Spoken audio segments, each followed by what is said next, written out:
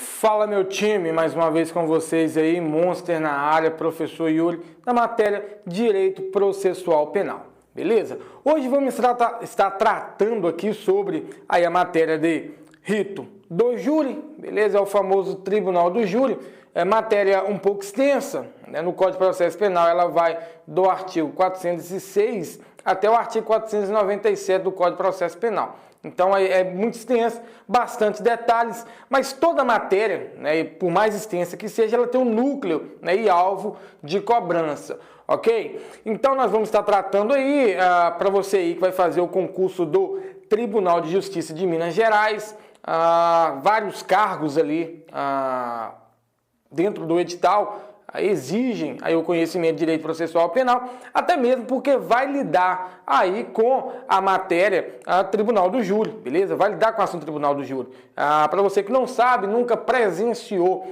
o julgamento do Tribunal do Júri, é comum, né, ali a incidência de vários servidores, né, ou seja, o auxílio de vários servidores ali para que um Tribunal do Júri aconteça, beleza? Oficial de justiça, aí também tem o analista, tem o antigo cargo que se dava o nome de oficial de apoio judicial, né? Então tem bastante dependência, vamos dizer assim, para um fluir das audiências de servidores. Então os servidores têm que estar ligados ali também, de certa forma, ao rito do Tribunal do Júri, seja no plenário, beleza? Seja na fase instrutória, beleza? É o que nós chamamos, né, sumário de culpa, que vocês vão aprender comigo hoje, beleza?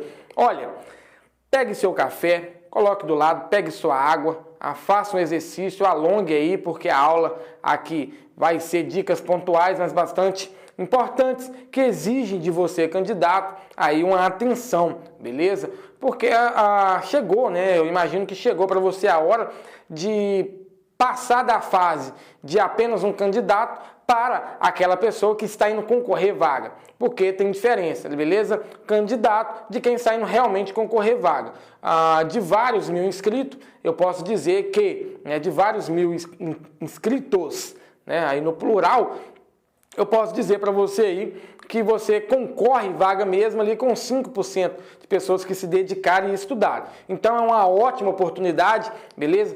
Esse concurso do TJ, você vai estar entrando também em uma das melhores instituições, em um dos poderes também mais respeitados, que é o Poder Judiciário, beleza? Então, assim, compensa demais estudar, é um trabalho relativamente tranquilo, embora, né, aí tenha o que nós chamamos aqui de vários processos, lá incide o que nós chamamos de prazo impróprio, né? Ou seja, o judiciário ele não acarreta nenhum tipo de responsabilidade pela perca de prazo, diferentemente de quem atua na advocacia aí, no Ministério Público, que tem prazo a ser cumprido. Então, embora tenha inúmeros processos na secretaria, né? Então, assim, tem uma demanda de trabalho boa, porém você não fica vinculado ali a um horário de trabalho exorbitante, né? Então, assim, no TJ é tudo top, beleza? Eu falo isso por experiência própria, tive uma experiência ali por cerca de 2 anos e meio no TJ, de estágio, né? E agora também de fórum advogando. Então, olha, é um cargo excelente, beleza? Tanto para oficial de justiça quanto ali para analista, que vai ficar mais nas atividades cartorárias, né, de secretaria, né, de várias processuais, e oficial de justiça, que é mais rua. Então, para ambos os cargos, necessita, beleza, no conhecimento do processo penal. Primeiro, porque você vai lidar aí com citação, beleza? Você vai lidar com ato processual, porque sai da esfera do direito material, que regula a conduta do cidadão, beleza? Direito material. O que é direito material? É o Código Penal, beleza? Que regula a conduta do cidadão. Não matarás, né, não roubarás. Então, assim, isso, olha, se você matar, vai ser te imposto essa sanção, beleza? Então, isso fica vinculado aí, de certa forma, ao cidadão, direito material. Direito processual é mais em âmbito de fórum, né, direcionado a quem pratica atos processuais, advogado, juiz, auxiliares da justiça, beleza? Promotores, defensores e etc. Então vamos lá começar a nossa aula, rito do Tribunal do Júri. A princípio eu já quero falar com você que é um rito especial, beleza? Nós temos 2 ritos. Nós temos o rito comum, que pode ser aí rito comum ordinário, rito comum sumário, rito comum sumaríssimo. E temos os ritos especiais, né? O rito do tribunal do júri é um dos ritos especiais. Nós temos outros, por exemplo, crime de responsabilidade do servidor público e etc. Beleza? Então nós vamos tratar hoje do tribunal do júri. Ele tem características próprias. Talvez aí você tenha certas dúvidas. Olha, como que chegou até aquela fase do tribunal do júri? Quais crimes vão ser julgados pelo tribunal do júri? É comum pessoas acharem que qualquer crime será ali julgado pelo tribunal do júri. Na verdade, o público em si tem uma paixão maior pelo tribunal do júri, que é o que mais relata, né, o que mais parece, né, o que mais se parece com os grandes, né, os grandes filmes que relatam ali aquela encenação, né, que tem um juiz, os debates e etc, o público. Então, assim, o tribunal do júri, ele é um dos ritos, ele é realmente apaixonante e o que mais trata, né, o que traz a realidade ali de um filme ali. Então, por isso que as pessoas são apaixonadas pelo tribunal do júri. Mas, de antemão, não é qualquer crime. E isso você vai aprender aqui comigo hoje. Beleza? Se liga, caneta na mão, beleza? Borracha do lado, caderno aberto, seu vademecum do lado, aí, para estar fazendo as consultas aí, beleza? Vamos lá, galera. Olha, primeiro, quando se fala do tribunal do júri, nós temos aqui o fundamento constitucional dele, beleza? Ele possui fundamento constitucional. Ao mesmo tempo que ele é tratado no direito processual penal, o tribunal do júri, o rito do júri, ele também possui viés constitucional. A própria Constituição, ele fundamenta. Está lá no artigo 5º, inciso 38 da Constituição Federal. Beleza? Então agora você já sabe que o rito do júri, beleza? O tribunal do júri, ele tem aí fundamento constitucional. Beleza? Primeiro ponto. Segundo ponto. Olha, quando nós falamos de tribunal do júri, aqui vai ser dicas pontuais mesmo, então não percam, anotem aí. Nós temos alguns princípios que vai regular aí a atividade do júri. Beleza? Nós temos algum princípio. Dentre eles, desses princípios, eu vou falar para vocês, você vai saber quais crimes que serão julgados pelo tribunal do júri. Então, o primeiro princípio, eu anotei para vocês aqui, olha. O primeiro princípio aqui, antes de eu vou voltar aqui nessas fases aqui, mas deixa eu só traçar para vocês aqui os princípios, beleza? Primeiro princípio, nós criamos aqui um campo de raciocínio. O primeiro princípio seria a plenitude de defesa, ok? O que é plenitude de defesa? Olha, a plenitude de defesa, melhor galera, para ficar melhor aqui, porque o que me importa é que vocês entendam.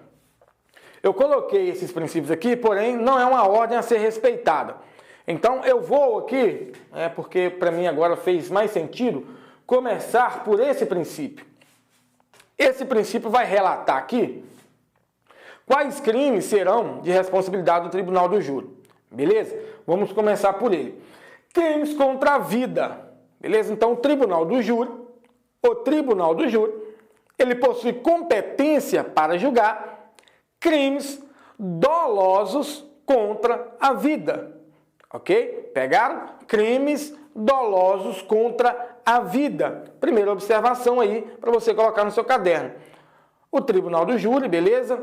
O rito do júri, ou o juiz do júri, possui competências para julgar crimes dolosos contra a vida. Olha, vocês perceberam que eu utilizei o termo doloso, beleza? Crimes dolosos contra a vida? O que isso significa? Significa que, se na sua questão vier tratando, olha, o tribunal do júri, o juiz do tribunal do júri, ou o juiz do tribunal do júri possui competências para julgar crimes dolosos e culposos contra a vida. A questão vai estar errada. É isso que eu quis repassar para vocês. A competência dele é tão somente aos crimes dolosos contra a vida, que começa ali no artigo 121 do Código Penal, beleza? Logo que sai da parte geral do Código Penal, iniciando a parte especial, já começa com os crimes contra a vida, ok? No artigo 121, que é o crime de homicídio, ok? Crime de homicídio. Então, professor, somente o homicídio é que vai ir no rito do júri? Olha, não. Segunda observação, são crimes dolosos contra a vida, beleza? Anota, são crimes dolosos contra a vida. O homicídio, o infanticídio, beleza? O aborto, o auxílio e instigação aí ao suicídio, né? Auxílio e instigação aí ao suicídio. Parece que tem outro verbo também que eu vou me recordar aqui. Está lá no artigo 123, salvo engano, do Código Penal. Beleza? Auxílio, instigação, beleza? Auxílio, induzimento e instigação. Lembrei, pô. Mente tá boa. Beleza? Auxílio, induzimento e instigação ao suicídio ou à automutilação. Olha, cada um desses artigos tem diversos comentários a ser traçados que serão comentados em aula de direito penal, beleza? Isso é tratado em aula de direito penal. Beleza? Só para vocês saberem, então, gravem aí as modalidades de delito, beleza? Homicídio, infanticídio, aborto, auxílio ou instigação ou induzimento ao suicídio ou à automutilação. Esses são os crimes que, se vier a acontecer, seja na forma consumada e seja na forma tentada, desde que seja dolosa, vai ser aí julgado pelo rito do tribunal do júri, beleza? Pegaram aí? Então, o primeiro princípio é: o tribunal do júri possui competência para julgar tão somente crimes dolosos contra a vida. Segundo princípio é plenitude de defesa. Aqui possui comentários bastante relevantes pelo seguinte: olha, pelo sistema acusatório, o Código de Processo Penal, ou o direito processual brasileiro, ele se submete ao sistema acusatório, ou seja, há a distinção da figura do juiz, beleza? Do promotor e do advogado. O juiz julga, promotor acusa, beleza? Advogado defende, beleza? E um dos principais princípios é o princípio da ampla defesa, né? O princípio do contraditório da ampla defesa. Vocês perceberam que ampla defesa, esse termo aqui é diferente de ampla defesa? Beleza? A ampla defesa seria uma espécie da plenitude de defesa. Porque eu posso dizer para vocês que a plenitude de defesa, ela é mais extensa, mais abrangente do que a ampla defesa. Por quê? Porque o princípio da ampla defesa, via de regra, ela possui um viés mais jurídico, beleza? Quando de uma audiência que não seja do rito do tribunal do júri, por exemplo, crime de roubo, o advogado, ele deve se valer de fundamentos jurídicos para buscar uma absolvição, beleza? Ele deve buscar de fundamentos jurídicos pelo princípio da ampla defesa. Nos ritos do tribunal do júri, mais do que argumentos jurídicos, o advogado, o defensor, né, e o Ministério Público, ele pode se valer também de elementos emocionais, beleza? De institutos emocionais, causar emoção, valer tanto de argumentos jurídicos, quanto de argumentos ali pessoais, sociais e emocionais para se buscar uma absolvição do réu ali, beleza? Então, porque essas bancas costumam filosofar, né? Então, olha, se sobre o tribunal do júri a banca resolver filosofar a questão, quando se fala do princípio da plenitude de defesa, ela seria mais abrangente do que o princípio da ampla defesa. Aquele candidato que não está ligado e não teve uma aula aqui no Monte com o professor Yuri vai ficar confuso. Pô, plenitude de defesa, ampla defesa é a mesma coisa, são sinônimos. Olha, não, beleza? Você, na hora que vier essa questão, você já vai sacar. Pô, não, plenitude de defesa, eu vi na aula do professor Yuri, né? Eu consegui ver na aula do professor Yuri, eu assisti, eu anotei, eu até fiz uma observação ali de caneta vermelha para me chamar mais atenção, que o princípio da plenitude de defesa, ele é mais abrangente do que o princípio da ampla defesa, né? Um dos principais exemplos é que na plenitude de defesa, o advogado e o réu pode se valer ali de elementos emocionais, sociais e etc. para buscar uma absolvição, enquanto que na ampla defesa se vale apenas de argumentos jurídicos para se buscar uma possível absolvição. Ok, vamos passar aqui para a terceira princípio, se chama soberania dos veredictos, beleza? Olha, quando se fala soberania dos veredictos, quer dizer soberania do voto, beleza? Dos jurados.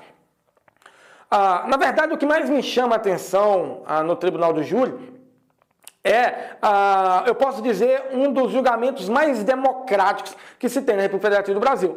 Há quem defenda e há também quem é contra este modelo de audiência e julgamento. Por quê? Porque no Tribunal do Júri, via de regra, posso dizer, geral, aqui é que quem irá julgar a pessoa que cometeu um fato não é um juiz togado, não é aquela pessoa inteligente, dotado de autoconhecimento jurídico que prestou um concurso público para julgar, né, que exerce a função de magistrado. Quem irá julgar ali aquele suposto autor será os seus próprios pares, né? Será os seus semelhantes, será pessoas da sociedade. Quem compõe o corpo de jurado? São pessoas, assim, que não exercem necessariamente o cargo de juiz. Ok? São pessoas comuns da sociedade, médicos, garis, açougueiros, beleza? Donas de casa, advogados, né? Desde que não esteja vinculado ali. Então, assim, vários pessoas detentoras de vários vínculos empregatícios, não precisa ser da mais alta classe, beleza? Pode exercer ali a função de jurado, beleza? Ou seja, eu posso dizer para vocês que é uma banca mais democrática que há aqui no ordenamento jurídico brasileiro. Porque qualquer pessoa pode ali se inscrever para servir de jurados. Lógico que tem alguns requisitos, dentre eles idoneidade moral e etc. Tem alguns casos também ali em que são impedidos, por exemplo, de atuar, de compor ali o corpo de jurados, a familiares, né, pai, mãe, ascendente, esposo, por alguns motivos, mas naquele julgamento em si, né? Então, assim, nós vamos tratar mais à frente, beleza? Seguindo, né, a soberania dos veredictos significa o seguinte: a decisão que é tomada ali no plenário, ela é suprema. Por mais que o juiz, beleza, togado, entenda que é caso de condenação, se os jurados ali presentes, que são 7, beleza? São 7 jurados. Se a maioria dos votos for para absolver, a pessoa vai ser absolvida, o réu vai ser absolvido, beleza? Embora o juiz togado, né, ele entenda que é caso de condenação, o que vai prevalecer ali será as decisões dos jurados. Isso que significa soberania dos veredictos. Também de forma contrária, se o juiz achar que é caso de absolvição, mas, né, os jurados ficar convencidos que é caso para condenação, assim será, beleza? Vai prevalecer aí o entendimento do plenário aí. Sigilo das votações, né? Isso diz respeito à segurança dos jurados. O que acontece? As votações, um dos princípios basilar aqui do rito do Tribunal do Júri é o sigilo do voto, beleza? Diferentemente do que ocorre nas sentenças proferidas por um juiz togado, onde quem está proferindo a sentença é o juiz togado e o acusado sabe que aquela convicção foi do juiz, aqui no rito do Tribunal do Júri, o jurado, como nem mesmo o juiz, sabe quem votou para condenar e quem votou para absolver. Não sei se vocês tiveram a oportunidade de assistir, se não tiver, eu já tive a oportunidade de assistir e fazer um Tribunal do Júri como advogado, né? Então eu já participei ali do plenário como telespectador e como também protagonista ali, fazendo o papel da defesa. Geralmente quem sabe que condenou ou que absolveu é somente a pessoa. Inclusive, o que predomina aqui nesse rito especial, outra observação que você pode fazer aí, é a seguinte: o que predomina aqui seria o princípio da livre convicção imotivada. Ou seja, os jurados podem condenar uma pessoa sem precisar fundamentar o porquê que ele está condenando. É de uma íntima convicção ali, íntima convicção, que ele não precisa motivar. Olha, eu condenei por outro aspecto, ele não precisa falar para o juiz, não precisa falar para o advogado, não precisa falar para o promotor o porquê que ele condenou. Ele condenou porque ele achou que tinha que condenar e não precisa motivar. A lei garante isso a ele, beleza? Convicção imotivada, livre convicção imotivada, não precisa fundamentar. Diferentemente do juiz togado, o juiz que passou em um concurso público, né? Ele tem que motivar o porquê que ele está condenando sob pena de nulidade e a pessoa ser colocada na rua. Então, que o sigilo da votação funciona o seguinte: chega nos quesitos. Vocês absolvem o fulano de tal, né, o réu fulano de tal. É distribuído pelo oficial de justiça 2 fichinhas para cada um dos jurados, uma contendo sim e uma contendo não. Né? Então vai falar para o 7, olha, toma aqui as suas fichinhas. Depois passa um outro oficial de justiça recolhendo as fichinhas, ou seja, recolhendo uma das fichinhas. A pessoa, o jurado, joga dentro da caixa sem mostrar o que está sendo votado, só joga na caixa e leva para o juiz. O outro papelzinho fica com as pessoas ali, né? Depois que recolhe esse primeiro, passa o outro oficial recolhendo o segundo. E o juiz faz a contagem, né? Um sim, um não, um sim, um não. Então, assim, aí não dá para saber quem votou em quem, beleza? Caso tenha, por exemplo, são 7, a maioria seria 4, né? Caso as 4 primeiras sejam, por exemplo, absolver, sim, sim, sim, sim, ele não conta o resto, só fala, né? Já deu a maioria, então não vou contar o resto. Então não sabe se os outros votaram sim ou não, né? Então, assim, é assim que funciona o rito do Tribunal do Júri. É bastante curioso, eu aconselho vocês a presenciar um rito do Tribunal do Júri, beleza? A audiência ela é pública, pode comparecer na comarca aí da sua cidade, perguntar nas varas criminais e de execuções criminais que dia ocorrerá um Tribunal do Júri, né? Então, vocês vão te informar a uma data e você compareça lá para ver. É bastante legal, aconselho demais, beleza? Olha, a segunda aqui... Essa última aqui seria a incomunicabilidade dos jurados, beleza? Incomunicabilidade dos jurados. Os jurados eles não podem se comunicar para fins de resguardar o quê? O sigilo da votação, porque a votação ela é sigilosa.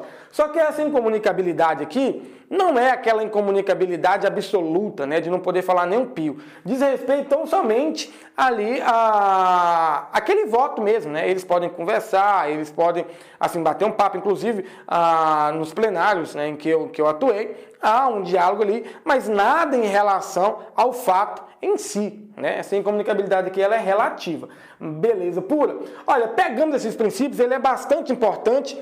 Tem que gravar porque vai cair na sua prova, né? Tenho certeza aqui, porque isso aqui possui fundamento constitucional. Se você abrir aqui o artigo 5º, inciso 38 da Constituição Federal, você vai ver que tem esses requisitos aqui, olha. Só não vai conter a incomunicabilidade dos jurados, porque está lá no Código de Processo Penal. Beleza? Vencida essa parte aqui, você já sabe os pilares do rito do Tribunal do Júri, o que deve ser observado. Beleza? Nós vamos passar aqui agora para a análise, rapidamente, das fases. O Tribunal do Júri,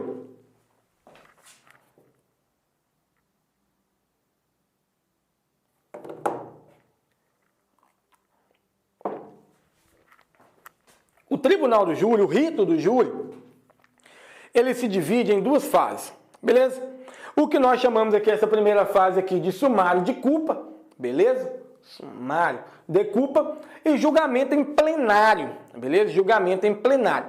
O sumário de culpa, em regra, ele vai seguir todos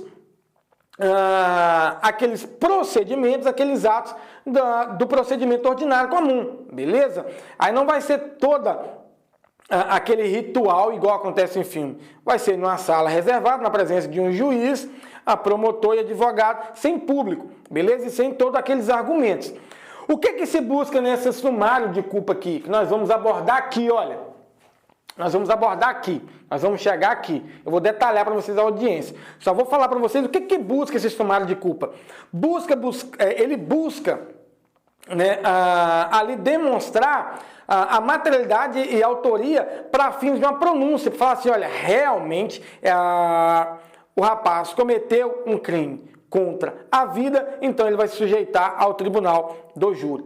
Então é mais ou menos isso. No sumário de culpa aqui, vai buscar se juntar provas, beleza? Provas mínimas da existência de autoria e materialidade ali do crime, de algum dos crimes contra a vida que eu mencionei para vocês no início da aula aí. Já faço uma reflexão quais são, porque é importante também. Beleza? Então busca isso. Beleza? Vai ser apresentado provas, ouvido testemunhas.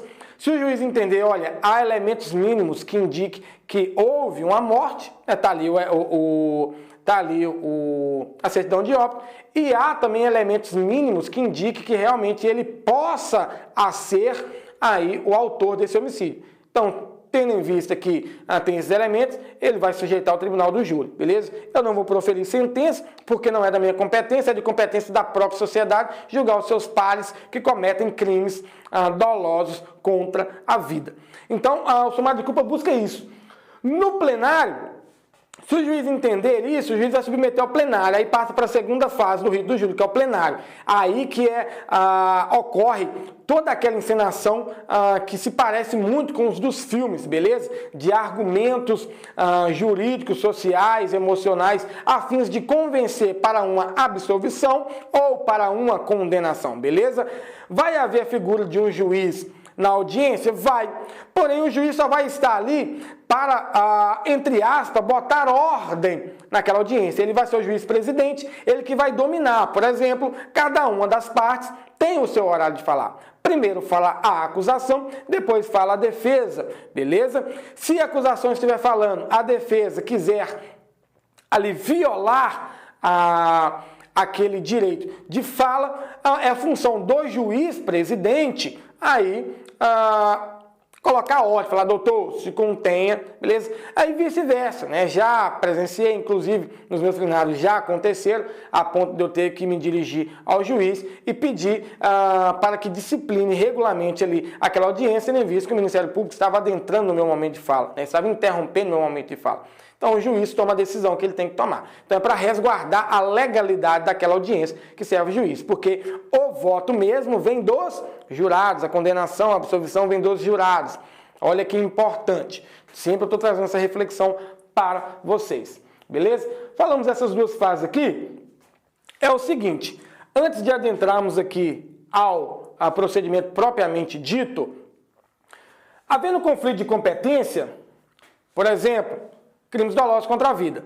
Em concurso foi praticado um crime doloso contra a vida, né, que é de competência do Tribunal do Júri, e foi praticado também um crime comum. Galera, e quando nós falamos em conflito de competência, eu quero dizer para vocês o seguinte, olha, o rito do Tribunal do Júri é competente para julgar crimes dolosos contra a vida, beleza? Já falei para vocês, homicídio, infanticídio, aborto e aí os crimes de auxílio, instigação, induzimento, auxílio ao suicídio ou à automutilação. Correto? Só que em concurso de crimes, nós temos concurso formal, concurso material, lá em direito penal que nós estudamos na parte geral, beleza? Em concurso de crimes também foi praticado o crime de roubo. Vou descrever para vocês aqui. Olha, A atira em B, beleza? A com a intenção de matar atira B. Beleza? Crime de homicídio. E venha consumar o crime de homicídio. A atira em B, ou seja, A matou B. Em seguida, A vai até uma esquina, de posse de uma arma de fogo, ele, mediante violência e grave ameaça, ele subtrai um automóvel, um carro, ou seja, praticou o crime de roubo. Ok, em regra, roubo não é crime contra a vida, teria que ser julgado na justiça comum, beleza? Mas, como há o concurso de crimes também no crime de homicídio, houve o crime de homicídio, consequentemente houve o crime de roubo, fazendo aí concurso de crimes. Nesse caso, quem será o juiz competente? Beleza? Há um conflito de competência. Olha, há o concurso de crimes, beleza? É a hipótese de conexão e continência, lá do artigo 69 e 70 do Código de Processo Penal, que começa ali a matéria de competência, mas ali a conexão e competência ali por volta do artigo 76 e 77 do Código de Processo Penal. Beleza? Neste caso, quem será o juiz competente? Será o juiz do Tribunal do Júri? Será o juiz comum para julgar os dois crimes? O Tribunal do Júri para julgar os dois crimes? Ou vai cada um para a sua respectiva competência? Olha, neste caso, o juiz competente será o do Tribunal do Júri. beleza? Será o rito do tribunal do júri, o juiz competente, que no conflito de competência prevalece o rito do tribunal do júri, salvo aquelas competências também especiais, por exemplo, envolvendo ECA, né? Crimes envolvendo criança e adolescente. A criança e adolescente que participou do homicídio, ele não vai ser julgado pelo plenário do tribunal do júri, ok? Ele vai ser julgado lá na vara da infância e juventude, pela prática de ato infracional análogo ao crime de homicídio. Beleza? Então, assim, olha, em regra, a regra que prevalece o rito do tribunal do júri, ok? Essa é a regra, com exceção dos crimes também do rito especial, por exemplo, criança e adolescente, das pessoas que detêm foro por prerrogativa de função, beleza? Previsto na Constituição Federal. Beleza? Foro com prerrogativa de função previsto na Constituição Federal. Por que, professor, previsto na Constituição Federal? Porque se o foro com prerrogativa de função for estabelecido na Constituição estadual, vai prevalecer o do júri. Pegaram? Se for na Constituição Federal, prevalece o foro por competência aí que está na Constituição Federal. Se for na Constituição estadual, vai para o Tribunal do Júri. Beleza? Olha... Aqui também nós temos o seguinte, há uma ordem de preferência de julgamentos, por exemplo, há vários crimes de homicídio, beleza? Há vários crimes de homicídio.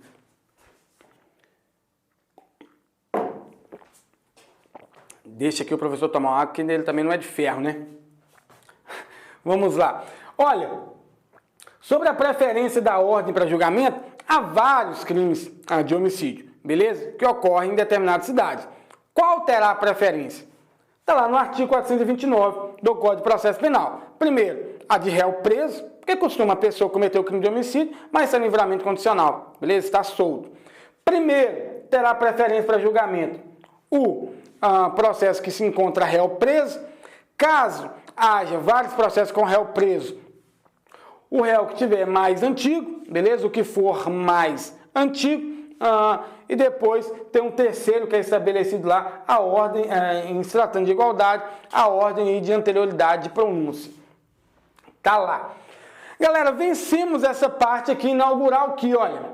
Vocês já têm conteúdo aí para fazer uma prova aí que se trata do rito do Tribunal do Júri. Pode selecionar aí suas questões e resolver, que vocês já vão ter uma noção aí para resolver as questões. Agora nós vamos passar aqui para o detalhamento das duas fases. Eu falei para vocês que o rito do Tribunal do Júri se divide em duas fases. Sumário de culpa, beleza? Aonde ali o advogado ele vai buscar que o réu não vá para o Tribunal do Júri e seja desclassificado, impronunciado, etc. E o promotor vai falar o seguinte, olha, eu entendo que é de pronúncia, caso de pronúncia tem que ir para o Tribunal do Júri. Então vai se discutir basicamente isso, apresentar provas, etc. Né? Ouvir testemunhas, beleza. Tem um caminho a ser seguido, beleza? Tem um caminho a ser seguido no sumário de culpa. Todo o processo, todos os processos, seja processo de competência, seja processo de ação penal pública condicionada ou incondicionada, seja processo de ação penal privada, começa ou com a denúncia ou com a queixa-crime. Em se tratando de crimes contra a vida, é crime de ação penal pública incondicionada, beleza? Nesse caso, comece com a denúncia, beleza? Depois que o Ministério Público oferecer denúncia, fala ao juiz, eu quero denunciar, eu quero iniciar um processo contra Tício pela prática do crime de homicídio doloso. Vai haver a citação. Citação é o ato de convocação para entregar a relação processual. Olha, está correndo um processo contra você, apresente a sua defesa. Beleza? Depois de devidamente citado, o acusado ele deve apresentar a resposta à acusação no prazo de 10 dias. Beleza? Qual que é o prazo para apresentar a resposta à acusação no rito do Tribunal do Júri? 10 dias. Gravem. Prazo 10 dias para apresentar a sua defesa. Nessa defesa, ele deve arrolar as testemunhas. E aqui eu já faço uma observação que é o seguinte, são duas fases. Na primeira fase, da sumário de culpa, Beleza? Aqui o número de testemunhas são 8. As partes podem arrolarem até 8 testemunhas. Ao passo que no plenário mesmo, no dia do plenário, somente 5. Beleza? Peguem aí a observação, caem em prova, eles podem inverter, beleza? Em se tratando ali no sumário de culpa, a parte pode arrolar até 5 testemunhas. Errado, pode arrolar até 8. Beleza? Eles podem inverter essa ordem aí. Depois vai abrir vista para o Ministério Público, por quê? Porque a parte aqui ela pode apresentar preliminar, né, de incompetência, preliminar de suspeição do juiz e etc. Depois abre vista para o Ministério Público vai impugnar essas preliminares, ok? Depois que o Ministério Público impugnou, vai para o juiz. E o juiz, para que vota para o juiz? Para o juiz marcar a audiência de instrução e julgamento. Olha, apresentaram sua defesa, já manifestaram quais provas você pretende produzir, agora eu vou marcar uma audiência de instrução e julgamento, que nós chamamos, né, vulgarmente aí de AIJ, que é uma abreviação, audiência de instrução e julgamento. Nessa AIJ pode ser arrolar 2 testemunhas.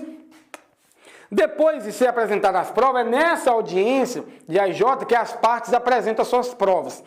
Apresentou todas as provas, o juiz vai decidir, olha, realmente tem indícios suficientes aqui para que eu pronuncie, beleza? Ou seja, olha, eu, juiz, entendo que tem indício de materialidade e autoria que comprove aí a existência do crime de homicídio e que esse rapaz ele possa ser o provável autor, né? Isso está vinculado ao fato. Então, vou pronunciar para que seus pares julguem. Aí vai haver a pronúncia ou o juiz também pode entender, olha, eu entendo que não é caso de homicídio doloso, eu entendo que nesse caso aqui seria um homicídio culposo, assim o juiz vai remeter para o juiz competente para julgar, beleza? Ele pode fazer o seguinte, olha, eu entendo que não há hipótese de crime doloso contra a vida. Então, ele vai mandar para o juiz competente e ele encerra, ele não vai para o plenário do júri. Porque se ele mandar para lá é porque ele entendeu, olha, não é crime doloso contra a vida. Beleza? Aí vai ser julgado, sei lá, lesão corporal, seguido de morte, latrocínio, homicídio culposo, então não vai para o plenário, ok?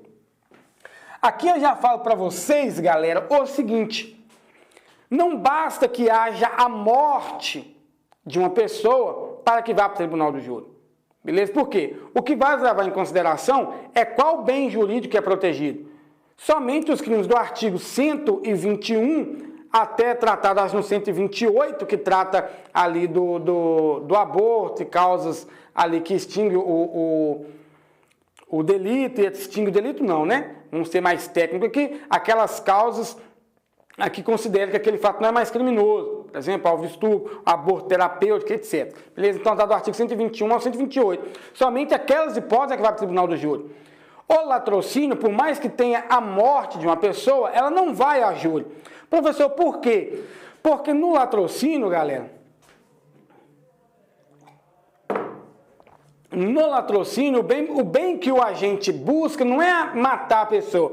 Ele matou a pessoa para que ele alcance a sua finalidade, que é alcançar o patrimônio da pessoa. Beleza? Então é um crime contra o patrimônio que acabou resultando em morte. Né? Se resultou em morte e o objetivo não é crime contra a vida, ele queria o patrimônio, vai para um juiz singular. Mas na verdade, quando se trata de latrocínio, bastante defensores preferem utilizar da técnica de tentar inverter aquele latrocínio para homicídio, porque no plenário do júri tem maior amplitude, né, plenitude de defesa. Ele pode usar de mais meios para tentar a absolvição. Né? Olha que interessante aqui. Galera, vencemos essa parte aqui. Juiz pronunciou, beleza? Então esse sumário de culpa acaba com a pronúncia. Aí já vai para o plenário do júri. Sobre o plenário do júri, o que é importante pontuarmos aqui? Vai haver debates. Qual que é o tempo do debate? 1h30 para cada parte. Beleza? O Ministério Público começa falando 1h30, deixa eu pôr aqui 30, né? Melhor. O Ministério Público começa falando 1h30, depois passa para a defesa falar 1h30. Depois que a defesa falou, o Ministério Público ele pode vir de réplica, beleza? Ou seja, debater o que a defesa falou. Só que nesse caso não será 1h30 mais, será 1 hora. Depois que o Ministério Público falou, a defesa pode ter a tréplica, beleza? Que vai também 1 hora. Então aí tem os debates. Quando tiver mais de um acusado, beleza? Mais de um acusado, não será 1h30, mas sim 2h30, acrescenta 1 hora pela pluralidade de réus, ok?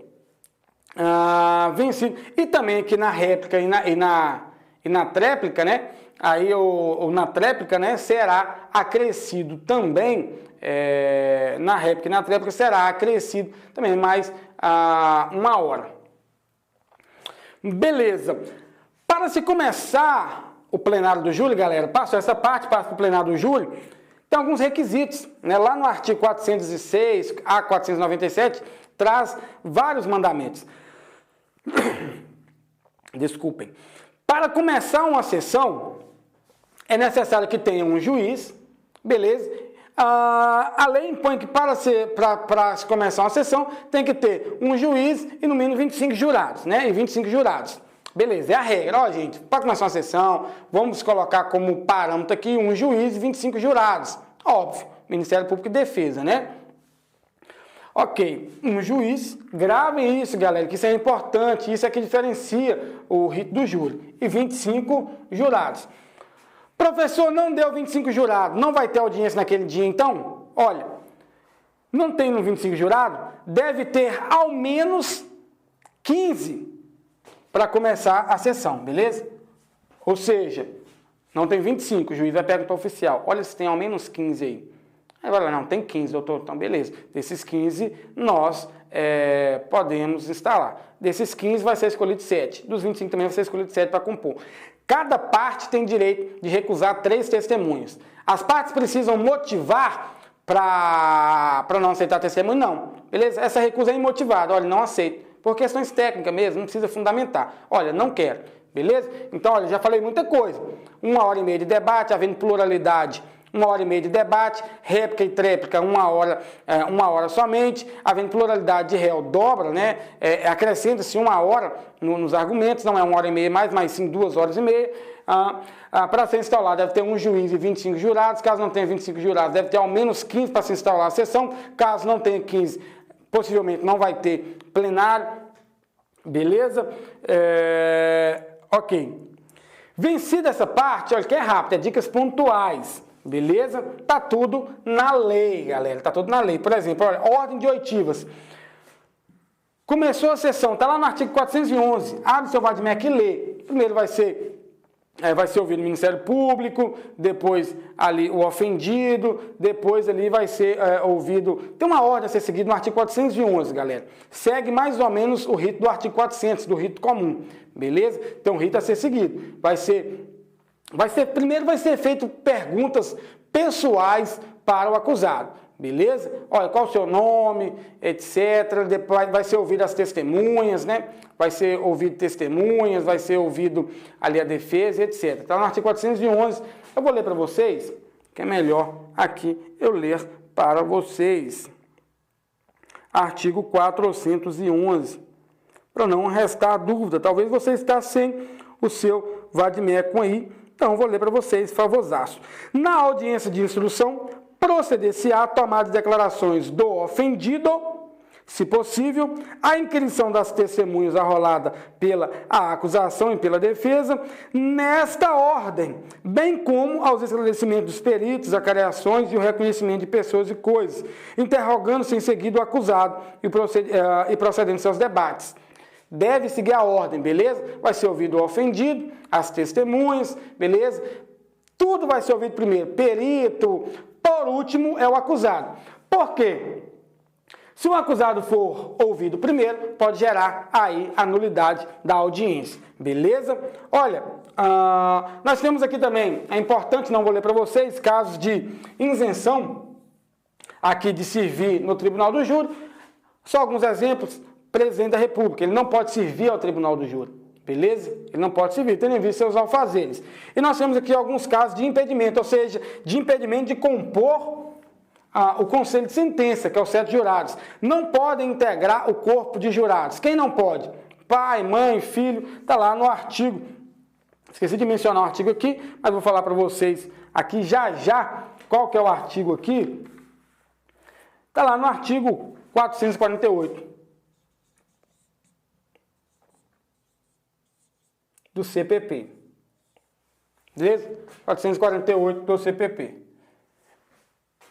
Galera, olha, tratamos de todos os pontos relevantes aqui, dicas pontuais do rito do Tribunal do Júri, bastante detalhes, estudem, beleza? Chegam com esse rito aqui na ponta da língua, por quê? Porque concurso público é isso, é chegar com o máximo de informação possível, beleza? Para que se cair uma prova você vai acertar, beleza? Se não cair, é mais um conteúdo estudado, beleza? Estudo nunca é perdido. Olha, contem comigo, vamos lá para essa luta, buscar o tão sonhado cargo público, trabalhar no Tribunal de Justiça do Estado de Minas Gerais, né? Glorioso tribunal, respeitadíssimo, beleza? Vocês vão ver que realmente é um órgão excepcional, beleza? Assim, de uma grandeza enorme. E é bom trabalhar. Eu tive uma experiência boa no TJ, beleza? Olha, até a próxima aula. Tamo junto. Contem comigo. Valeu!